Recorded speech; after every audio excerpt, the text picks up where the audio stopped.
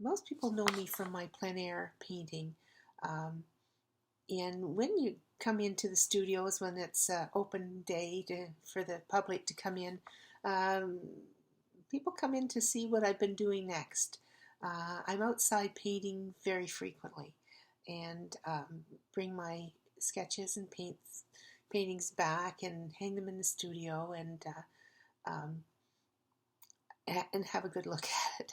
I really like to be out in nature, and I'm fascinated by the changes of weather, changes of light, different times of the year, um, wind, snow, and um,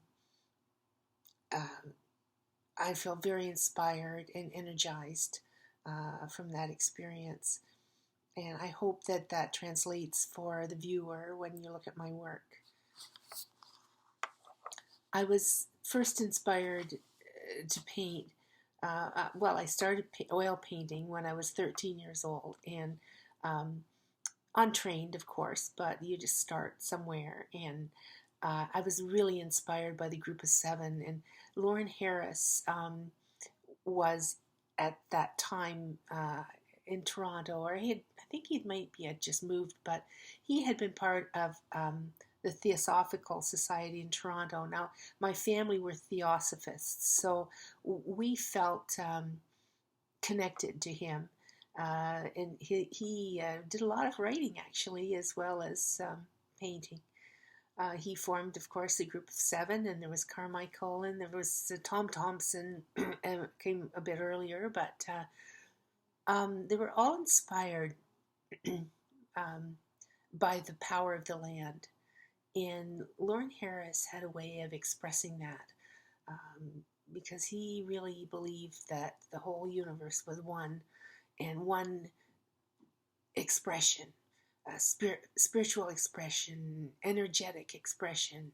Um, and he felt that colors um, produced a certain reaction on the viewer, um, and line and form and geometric form, and all of that had come from his studies in theosophy. And he was also influenced by Kandinsky and Mondrian.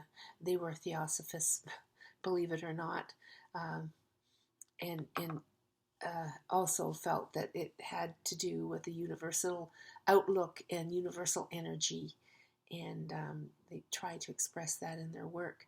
So my heart was there, and I have always felt very much that when I walk out in the field, that there's a tremendous energy in the land. And I don't always look for a sunny day. In fact, I kind of like the challenges.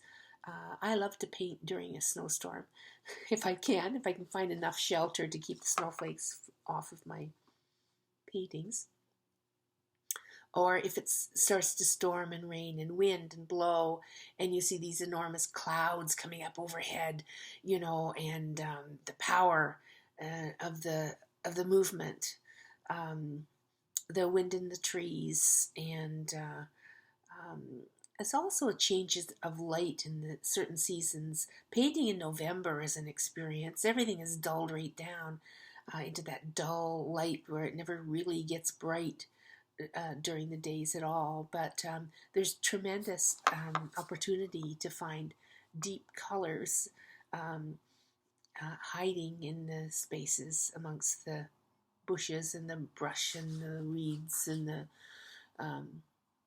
those secret places that you see in a landscape. So you can tell I'm inspired by this and energized by this.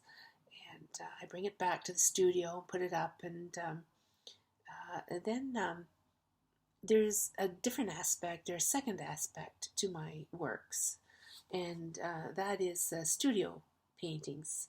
And you'll see, like, some of them are abstracts, some of them are semi-abstracts. They're nearly always influenced by landscape in some way. You're walking into a reality, a different reality. Usually I like to feel as if you're walking towards the light, or you're experiencing an energy. maybe coming from darkness to light, um,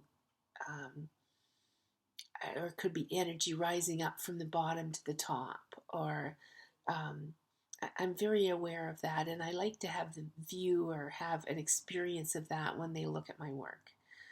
Um, and it's a work in progress, and sometimes it's successful, and sometimes I think, man, um, maybe I should have approached that a different way. So it's like with any artist, in any of the arts, you work, and then you work again, and then you work again, and it kind of reveals itself in the moment. Sometimes it's genius, and sometimes it leaves something to be desired.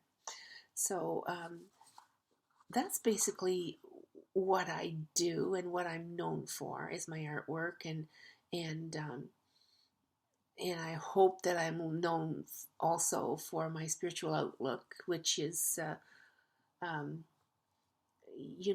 that we're all part of a whole, and we're all one thought, one divine thought, all emanations of the one, and every one of us have a potential to reach our highest, uh, and it's really up to us to make a decision to do that in our lives.